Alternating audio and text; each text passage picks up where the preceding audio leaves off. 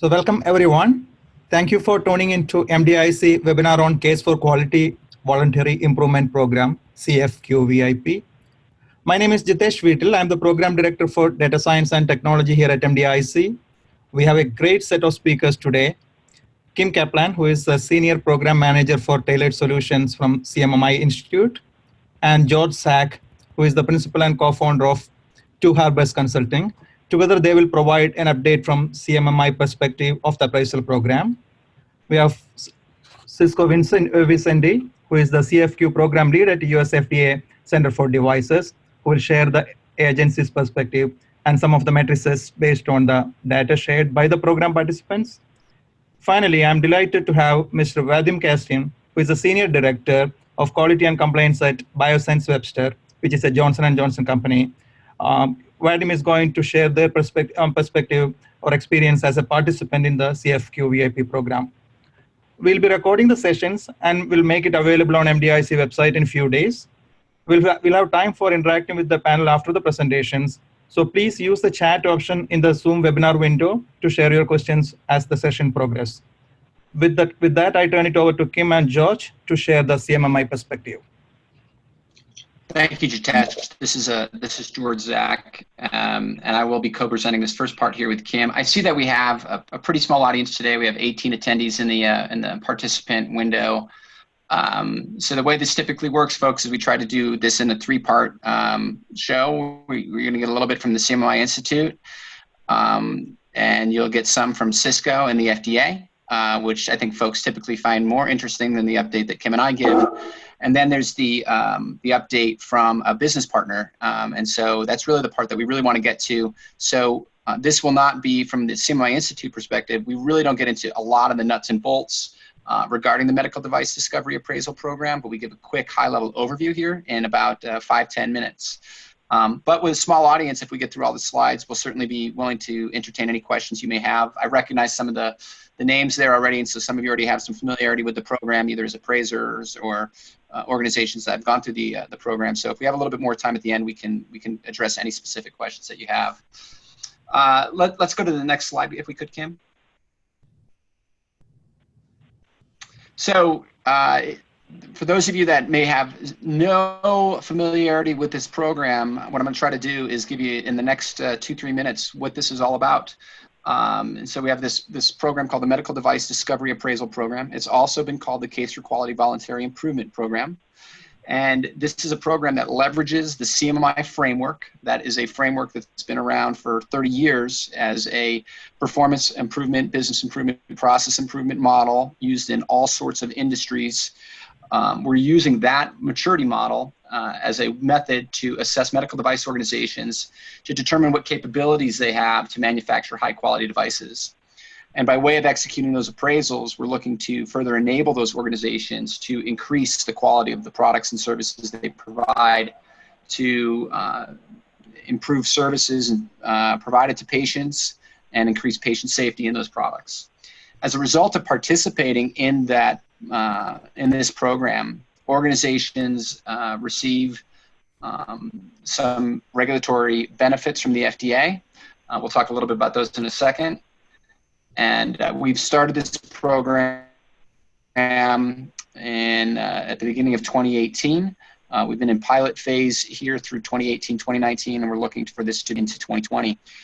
So the model itself actually looks to, again, regardless of industry, but also important to the medical device industry, is also looking to achieve these goals that you see here across the bottom of the slide, which is reduction in defects, reduced costs, accelerating your time to market, and also increasing your customer satisfaction. If we can go to the next slide, Kim. And if you've progressed it, okay, there it is. All right, so on the right here, you're going to see, again, a high-level flow, and I'll try to be quick about this so that we can get to the better parts of the presentation. An organization applies to be into the program. To be eligible for the program at that application, the registered manufacturer in the U.S. Has to have no official action indicated status for them. They get approved by the FDA by way of that CMMI processing. We look to turn that around within 5 days. And then we start a process of actually scheduling scoping, determining the appraisal activities that would occur on site for the enrolled facility. We look to do these in a week timeline, and then once the appraisal is executed, and again, we're looking to do that within 90 days. The organization is receiving routine inspections. So as you can see there, they forego the surveillance, the post-approval, and the risk-based inspections. And moving on to the next slide.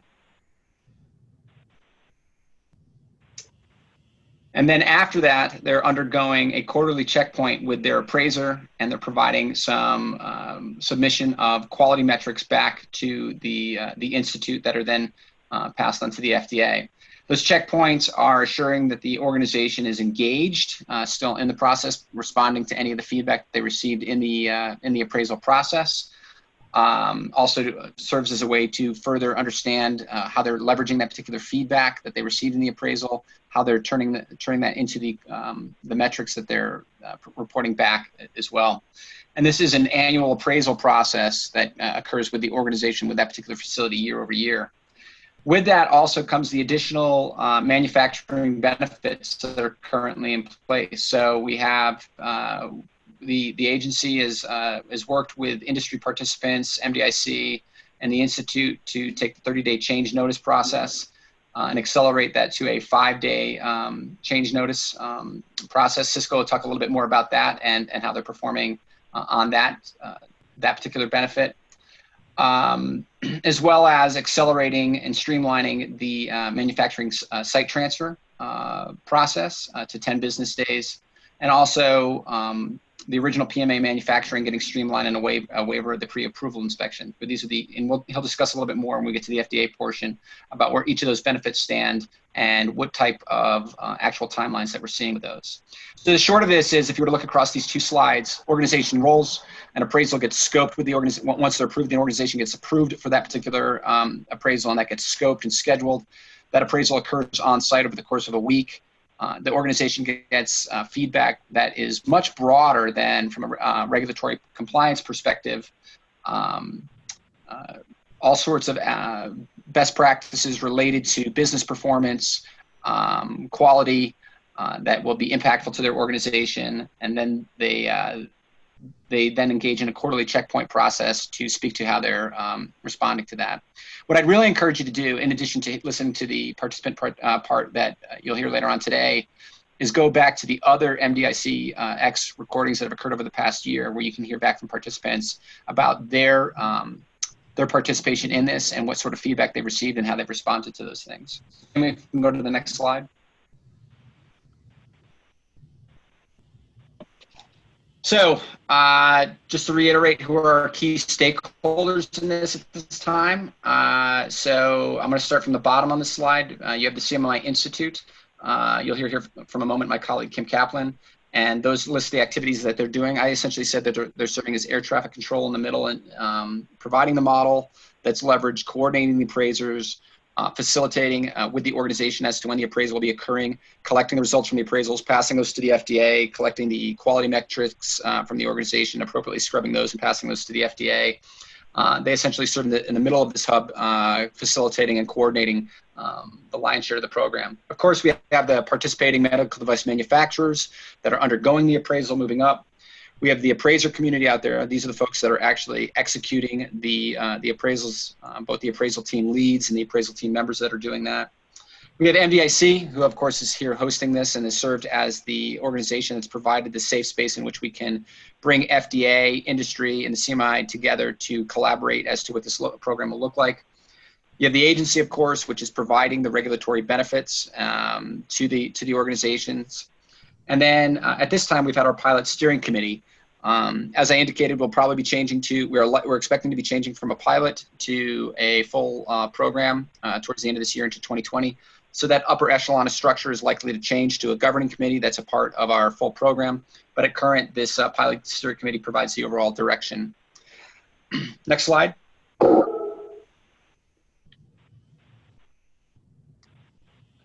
So in addition to those structures that I've talked about, the organizations that participate in the program also get to sit at the table and help us define where the program's going. And so we have several working groups that are made up of the participating organizations, members from those, FDA, and other interested stakeholders such as appraisers or members from the CMMI Institute.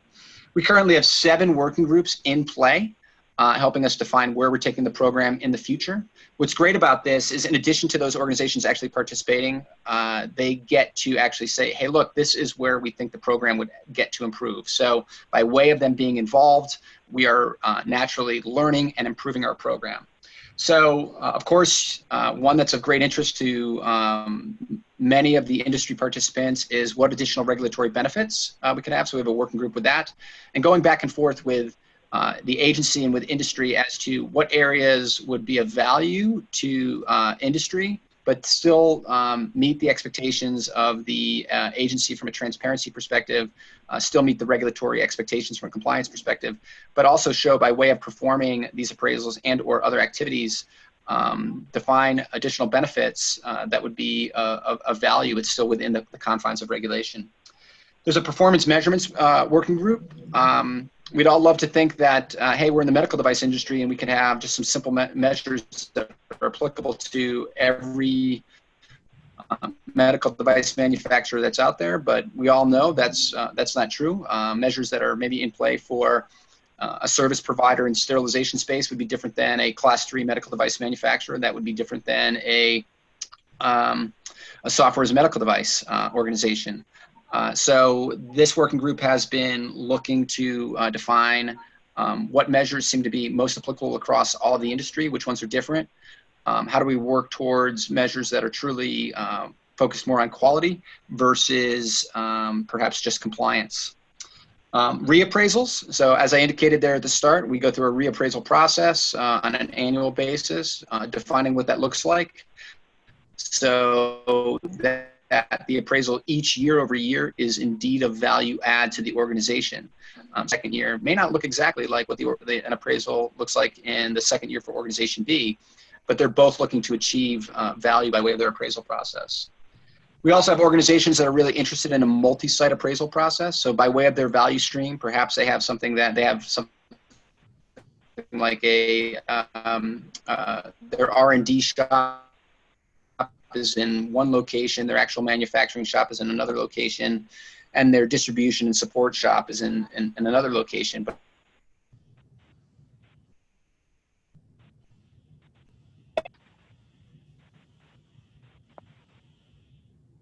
I think we lost your audio, George.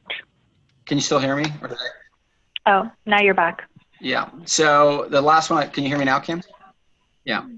The last one I was talking about there was multi-sites. So I'm just going to pick up there unless you say I need to back up a little bit more, Kim. Yep. Yeah. So looking across a value stream, what's the most appropriate way to assess an organization across multi-site appraisals? We're actually going to hear a little bit about that today.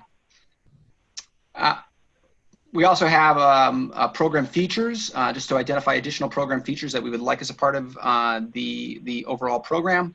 A medical device context working group. So how do we leverage the model in a way that's most appropriate for the medical device market? And then interestingly, we've had a new working group actually form up in this last quarter, which is how can we take this program and potentially replicate it into the European Union? So that's obviously places where we could approach different EU organizations and then see if we can do something to replicate it there. Kim? Thanks, George.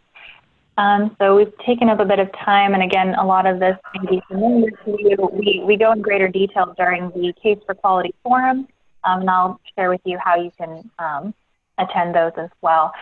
So in terms of, so you've now heard what this pilot is and how we're transitioning to a full program. We always want to look at what does success look like so that we can see whether or not we were successful in achieving our goals. So there are a couple of ways we look at this. One of the ways is through program effectiveness. So we look at whether or not the appraisal was able to identify opportunities for improvement, how the regulatory modifications are helping organizations to increase efficiencies, innovation, increase time to market. We're doing this through a number of different ways, through surveys, feedback. lessons learned, things like that. We're also looking at program adoption in terms of our ability to scale in a consistent way. Oh. And then we're looking at longer term measures as well. So I think the slide's on program adoption now. That's what I'm seeing on my screen. So in terms of adoption, we have 46 actively enrolled facilities representing 22 different companies, which is great. Last year, I think we ended with 30 something. So we're continuing to accept new enrollments in the program and continuing to increase the number of varied companies that we have as part of the program. We've executed 53 appraisals all time, with 19 of those just this year, some of those being reappraisals and some of those being first-time appraisals or baseline appraisals. We had a goal of 90 days from enrollment to appraisal. Right now, we're tracking at about 118 days, so a little bit past that. But in terms of reappraisals or year 2 appraisals, we're right at that 1-year mark at 364 days. Presently, we have 20 certified appraisers, and by that I mean a combination of appraisal team leads and appraisal team members that are certified as one of those two things in the program currently. And we have 18 additional appraisers that are pending somewhere along that vetting process. We're also starting to train what we're calling embedded or internal team members. These are individuals from within the participating organization who can go through CMMI training, better understand the model and how they can leverage it to improve their internal processes and drive those improvement activities. So far, we've had 47 internal team members trained in the CMMI model and 9 FDA members as well. And we're looking to continue training folks throughout the year.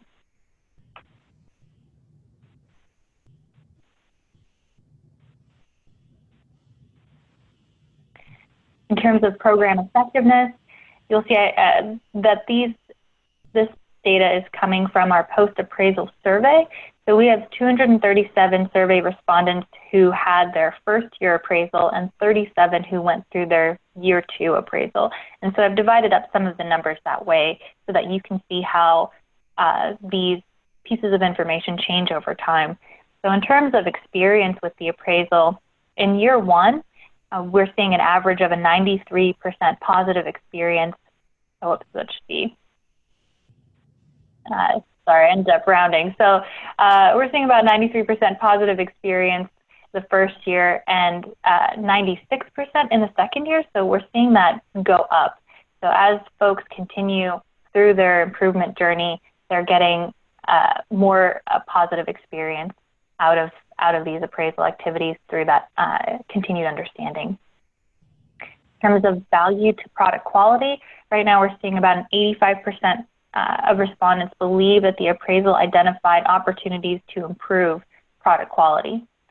98% saw no conflict with compliance, and in fact, in many of the comments, we're seeing that this is complementary and will help them to become even more compliant with their processes. 95% of respondents believe that the appraisal had value add beyond improvement to product quality. And in terms of those who would recommend the pilot, we're using a Net Promoter Score, which takes the number of people who said that they would recommend it, minus those who are less likely to recommend it, and gives you a net score. So for the first year, we're having a plus 54. This is on a range of negative 100 to positive 100. And in the year 2, we're seeing that increase to plus 70. So again, as folks are continuing through their improvement journey, they're seeing more value out of it and recommending it even more so. So next steps for you. I mentioned that there are MDIC Case for Quality forums wherein we go into greater detail about this program and what it means and where we're tracking to in terms of next steps. The MDIC Annual Public Forum is coming up just next week. If you haven't registered yet and you're interested, these slides will be made available, and there's a link here. I'm sure you can also search MDIC Annual Public Forum and find the registration, but it's going to be September 5th in DC. And then there's the final MDIC Case for Quality Forum, November 6th. This is where we'll get into more of the details about where we see this program continuing in 2020.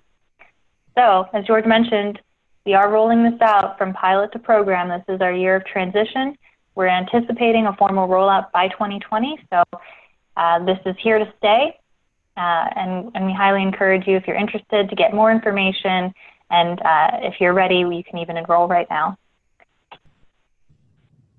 So here's some additional information. Again, once these slides are made available, you can access just this source of additional information, feedback from other participants, more details about how the program works, webinars with Cisco. There's a wealth of resources out there. All right, thank you. I will hand it over to Cisco. Thank you, Kim. Let's see here, and let me get this rolling.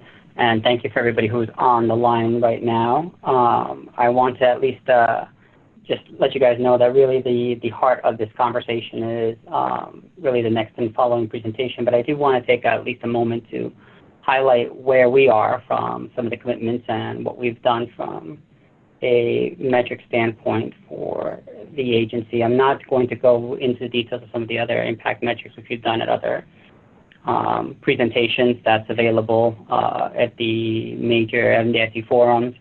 I want to really to just highlight where we are with some of our activities and what's coming up next from an agency standpoint. Okay, so let's see if we can get this moving. There we go. So we have to date, from our commitments, we've actually really had the opportunity to waive systemically across the board a lot of the inspections that normally would come under routine activity or under the surveillance program. I think we're at having waived maybe about 46 of those, and 4 of the pre-approval inspections that we found weren't additionally needed. In addition to that, we, from a modification standpoint regarding the 30-day notice submissions and what we could do for accelerating that, we've actually, and these numbers are actually dated back through June, but we've got more than 60 submissions that have come in. We are keeping the majority of them, about 73% of them are in 5 days or less. We are seeing that in the branches where they are getting more accustomed to them and what's happening, they're actually bringing that time frame down more significantly. We are also using, and what this actually offers us the opportunity to do is, in effect, when an issue occurs, take action and try to identify what's going on and where we can drive improvements. So where they're not meeting that timeline, we've been able to really dig in and see what exactly is causing the opportunity to delay. Everything that we've seen is just the need for additional expert consults when the 30-day notice comes into play. When product areas expand into other categories, we've got new participants into the pilot that are not within the structure of the offices that have been accustomed to this. So training and getting them used to and brought up to speed is something that is on the radar. There was an issue with submission tracking visibility. Oftentimes they would come in through our normal process, but we wouldn't see when they came in, or the branch chief or whoever was responsible for their assignment wouldn't see that. There is variability in the review focus that we were able to kind of isolate and figure out what we can do with that moving forward. And then just the basics of training communication that we can always improve on. We've actually implemented a lot of internal processes to start really driving and maintaining that momentum that we had from the review standpoint, and for driving some more collective improvements across our system. We've improved on our training. We've actually developed and improved our tracking communication visibility to the submissions coming in, which allows us to respond a little bit faster. Notifications, we've developed new notifications for people who are receiving some of the reviews. New ways of sharing the results across teams to demonstrate, what the reasoning, the rationale was, what the data behind the decision was to help drive some learning and consistency across the review activities. We're actually also leveraging what we are seeing and what we're gathering from a complexity standpoint to help improve clarity, provide more examples that would help drive the success of some of these submissions under that 5-day clock. So this is a full committed effort across the review divisions. They are actively engaged and involved and do want to make the process and the system work better. That being said, we also have encountered a situation where resources are just an issue, and when a organization is resource strapped, as we've had the opportunity to encounter, there isn't a lot that we can do with the process. They are doing the best they can with that, and we just take note and figure out how do we drive improvements moving forward, and bring to light where their needs are from a resource standpoint. Other activities that we've engaged in up until now, we've actually got a few of the streamlined manufacturing site transfers in. The submission timeline for those is 180 days. We had originally set a very, very aggressive target of 10 days and drove a lot of standardization, data focus, and streamlining in the template to see if we could achieve that. First one we went into was about a 95-day turn. There was a lot of learning. We encountered some of those same communication training issues that we had to deal with. Second one went through in 13 days, much more, I think, closer to what we had set for the target. The third one actually got done and completed in about 23 days. And then we did have a delay with regards to the final approval that went through the process on our end. So we're looking at a full 35-day approval for that.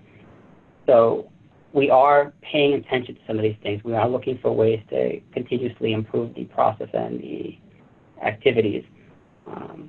It is a concerted effort where we're learning in 30 days, where applicable, we'll apply here to the site changes. What we learn in the site changes, we are bringing into the streamlined original PMA manufacturing submission activities that has been circulating around. We've got a draft going of a proposed submission model and template that will help get the focus on the critical components, what's relevant for the product review, a lot faster, and enable that submission to be more streamlined.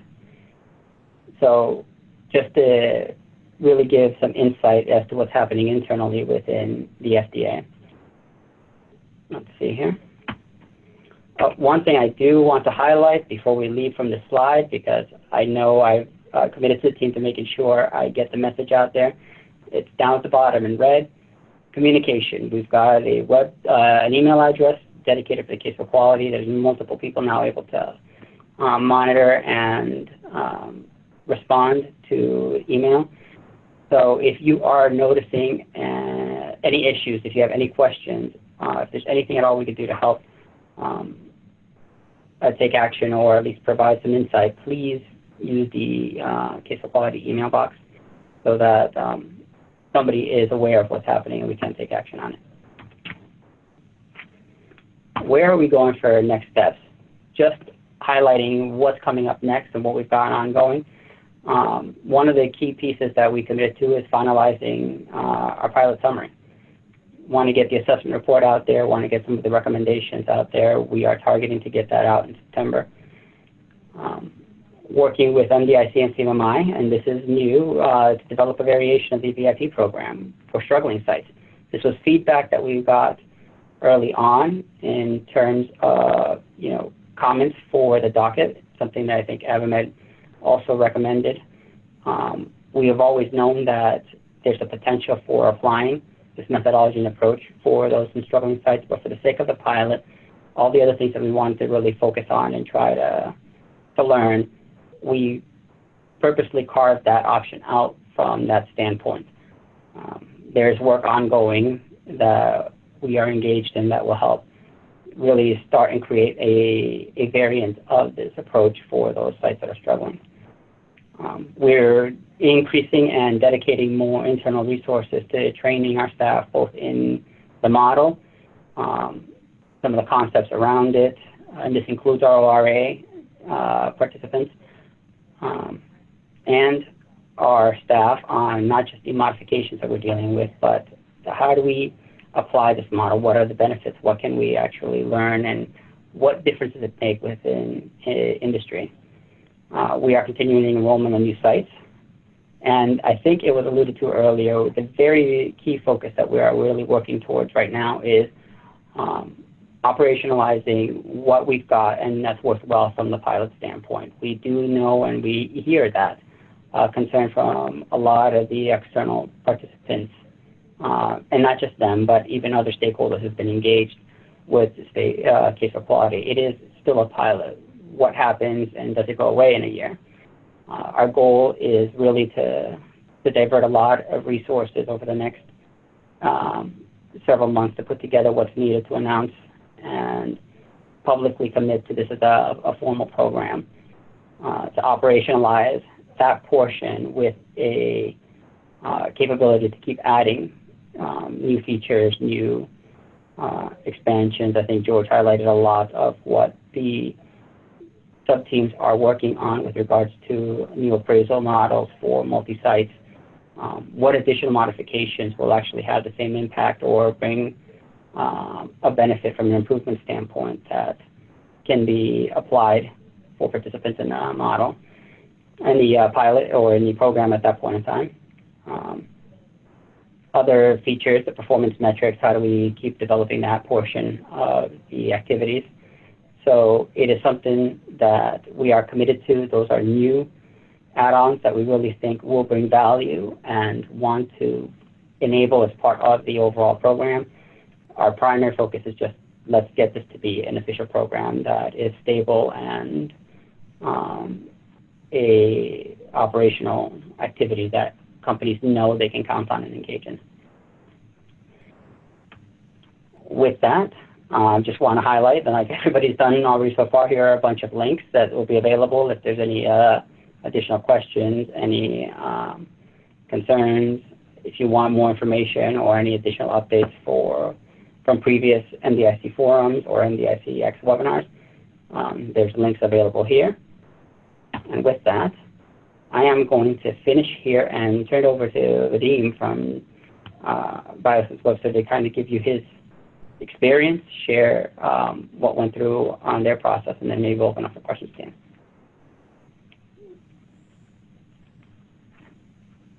Vadim, thank you. Yes, thank you. Good morning, good afternoon, everybody. It depends on where you're located. I really appreciate the opportunity given to me to present to this respectful forum. My name is Vadim Castine, and I'm Head of Quality and Compliance for Biosense Webster. Biosense Webster is one of the companies, part of Johnson & Johnson companies.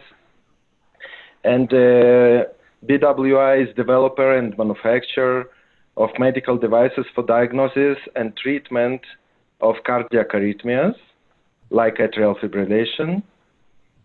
We have two sites participating in the program. One of them is the Technology Center, responsible for development of the products, located in California. And another one is the manufacturing site of our products located in Juarez, Mexico. You could see on the slide these two sites, actually. Each one of the sites has proven history of long-term compliance and commitment to our customers and regulators.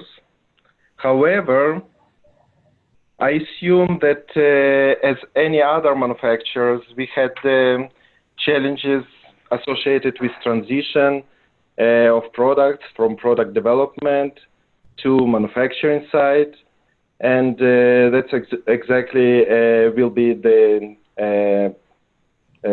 goal of my presentation, to show the advantage of multi-site appraisal, what this program actually given us and what is the added value for this.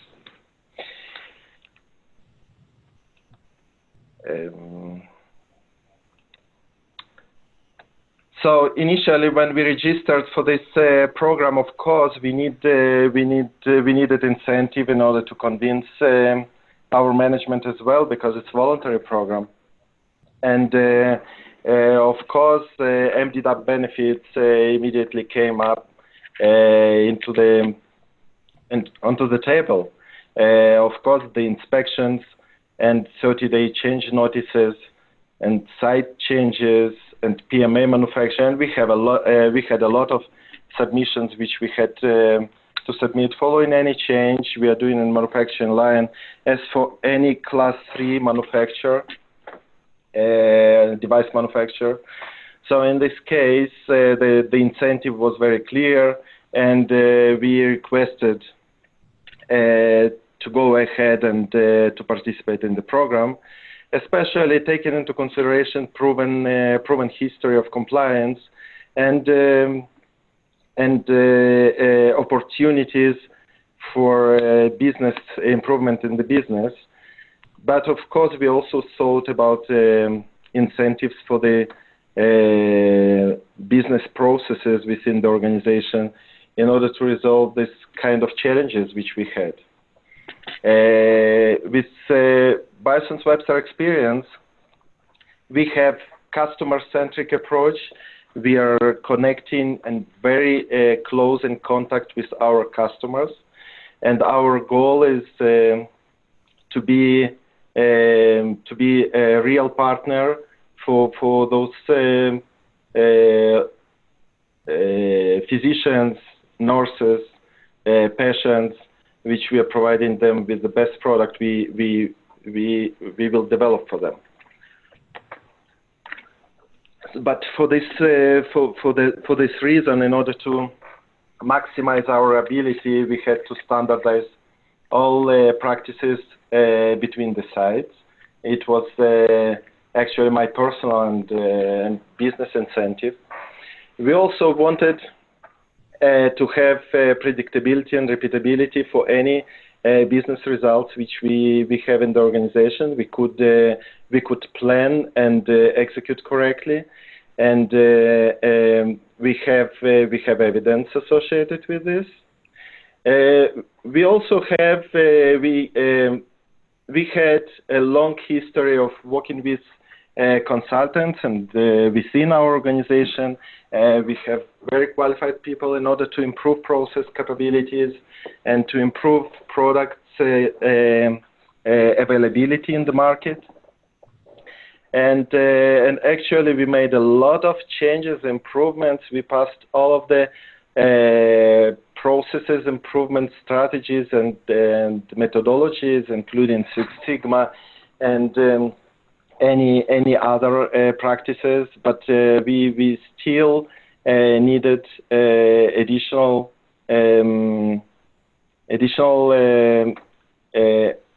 involvement and improvement in these specific areas. And of course, we want, and all our goal is to, with the introduction of multiple regulations and with complexity of the processes we have within the organization, we want to reduce redundant processes within the organization and to make sure that different sites could talk exactly the same language. So actually, the purpose of how I see the purpose of quality organization is to support business and to make end-to-end business excellence within the organization using tools which are available on the market, and we could develop by these tools. So actually, then we decided when we went to MDDAP program, we decided to make multi-site approval, which meant for us that actually we wanted to combine these two sites and to make sure that they all simultaneously working one with another and implementing processes while one site knows exactly what is the needs of another site. So the goals were very clear for us, and we also conveyed these goals to our appraisal team, and we wanted actually to combine these teams to work together, and everybody will actually know exactly what is the processes on other side in order to support those processes as well ahead of time in predictive manner. So the results after we made first appraisal, and it was exactly 1 year ago, we found during the appraisal a lot of communication and collaboration opportunities which we could correct, to improve them for the future collaboration practices. So actually what happened after this appraisal, that during implementation of the corrective actions for all of those observations of sometimes missing collaboration or missing connection between sites, we found the way how to improve collaboration and communication between sites. We have wider vision. Everybody in the company today looking around and looking what is other partner needs in order to supply right product first time. So actually we have end-to-end supply chain starting from idea and from feasibility studies, continues through the development process and going into introduction to manufacturing process and to distribution process. All of these parts finally combined together. We have also, we made standardization of the process, including both sites, and actually the same procedure and the same process relevant for both sides, and we know exactly what they are talking and what we are talking about. I wouldn't, of course, we have additional advantage of communication and escalation to the management of some kind of deviations which previously was kept on specific site, on specific level. And benchmark of the best practices or best corrective actions which we did on one side automatically moving to the another because of this one company approach or end-to-end. And of course, we increase in technical knowledge of manufacturing engineers which were not connected before or less connected before into the design activities. So today, we increase involvement of those manufacturing engineers and even associates in manufacturing flow already during the initial stages of the design activities, and they providing significant inputs, which actually what is the methods of manufacturing and how we could increase manufacturability and productivity of manufacturing lines dependent on the specific design elements of the development. And opposite situation as well of our product development people visiting more and more manufacturing site, looking for our capabilities and what exactly should be added or should be included in the capabilities of manufacturing site in order to develop a revolutionary product or best product for our customers, including new technologies and IP that our company has. So just where do we want to go and the future, and this probably slide is summarizing our vision. First of all, we really want to increase technical knowledge of the people on both sides, on design and manufacturing sides. We want to improve communication and collaboration, and that's the intent of the entire management. We want smooth transition between development side and manufacturing side. We want a decision-making process not just taking into consideration one of the sections of end-to-end process, but also to take into consideration the conditions or limitations which we have on both sides, that everybody will know this limitation and will work in order to improve them. We want to empower decision-making process at all levels of organization, including in decision level process, all levels of organization as well, from manufacturing employee into the executive of the company. We want to improve process reliability and standardization of processes, because different projects developing different IP or different methods, manufacturing methods. Every product is coming to manufacturing site with their own technology. We want to make sure that we have unique technology line which will also transfer from one product to another product, and it will be not dedicated for specific products as well. So we want standardization of all processes we have in the organization.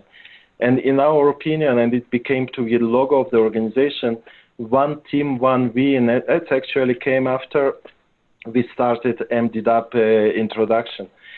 And the last one is we want to develop strategies by incorporating feedbacks from employees and addressing voice of customers. So in our opinion, employees also customers, but we want to take also feedback from the regulators, from the hospitals, from nurses, physicians, probably sometimes also patients by themselves, and to combine these inputs into new innovation and process optimization. And this graph is actually presenting where we are today and where we want to go. The final goal is to concentrate on our customer needs. And that's all what I wanted to share with you about our experience. We are very excited for the future. Thank you. Thank you, Vadim. And I think we have a few questions already in the QA box. So the first question is, I'm not sure who is addressed to, but the question is, what identifies CMMI certification in the FDA system? Is it part of an NAI status? So that's an interesting question, because what we've actually done with that is... I'm sorry, I didn't... Sorry, I can repeat the question as I go here. The question was, what identifies CMMI certification in the FDA system? Is it part of an NAI status? So what we've done, I think, for these activities, first of all, there isn't a certification that comes out of the CMMI efforts. What we have done is already, by just establishing the organizations being compliant in order to participate, that original status of whether it is NAI or even VAI to that degree has already been established. And that's been confirmed by the agency as companies enroll prior to acceptance.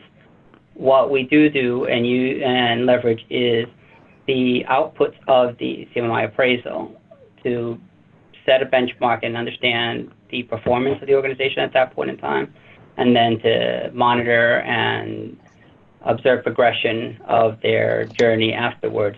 There isn't a certificate or a rating or anything along those lines that are earned from the appraisal process.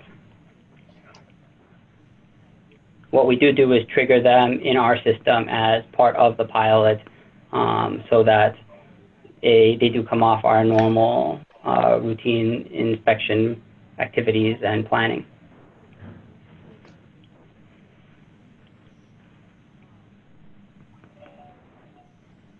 Cisco, there is yet another question. I am assuming that's also for you. Do you want to take a stab at it?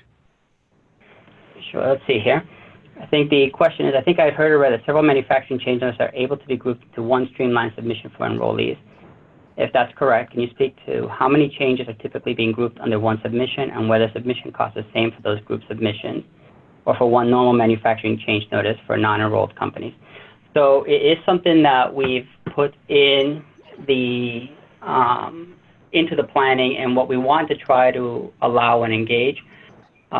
We didn't set a limit initially on the number of changes that could be bundled or put together in that one submission, just to really test out. What we've seen, though, is really most manufacturers and the pace of some of the changes coming through aren't necessarily lumping or bundling those together. So it hasn't really been a systemic enough activity that we can make a call on what was going on. We did originally state that one submission, you know, as you made it, it's that one submission fee with the capability of having the multiple changes in it. We wanted to find out if that occurred, how often that would occur. We asked for companies to, if that was something coming up, to just give us a heads up and engage on that so we could start tracking and making sure of that. If this is something that started to be a big activity that would either overload the system, because if you get multiple changes in one submission, you may effectively nullify the ability to get it done in 5 days. Then, you know, we would have to make adjustments from a pilot or program standpoint. The most I think that we've gotten, and we've got one that came in through, had about 6 changes in it, and that did result in the 5-day being exceeded, and I think it got done in about 10 days or so. We have one question for Vadim. The question is, based on your experience in the program, are you recommending to J&J that business outside of Biosense Webster adopt the model? Yeah, my personal opinion, and then we will probably move to others. But in my personal opinion, I think that the advantages of the program, in addition to the submission incentives which FDA is giving in this, I see the significant impact on the collaboration and the business processes of the organization. Today, I see a lot of factors which lead into increase of collaboration and communication within the organization because of this program.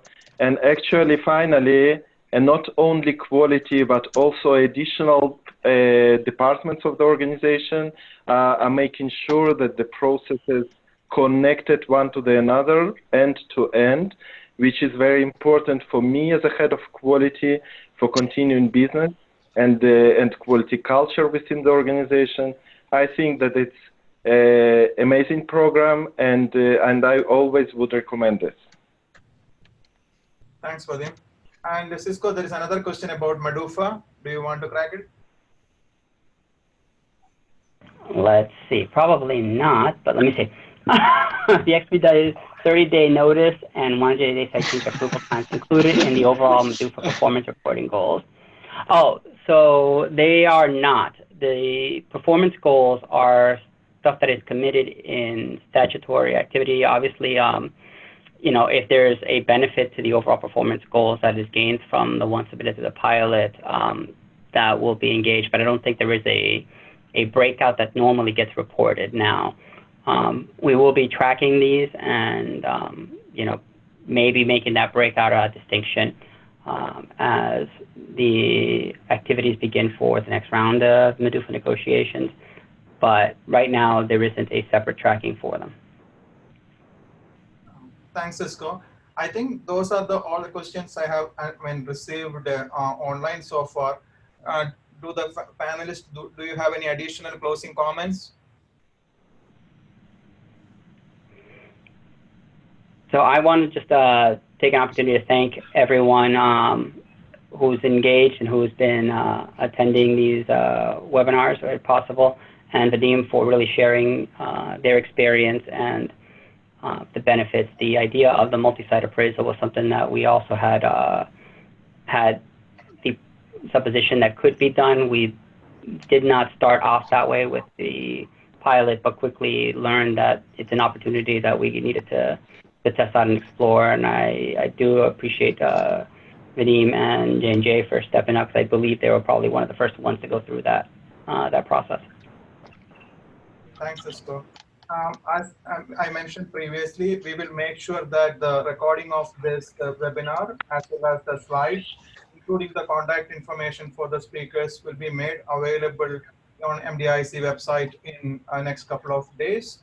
Of course, you have all the resources information, previous CfQ webinars and all the resource materials listed on MDIC website. And if you have any difficulty accessing any of the information, please do send a note to us. I would be glad to help you guys. With that, I think we are almost close to our mark. I thank all the panelists and everyone who attended today. Have a great rest of the day.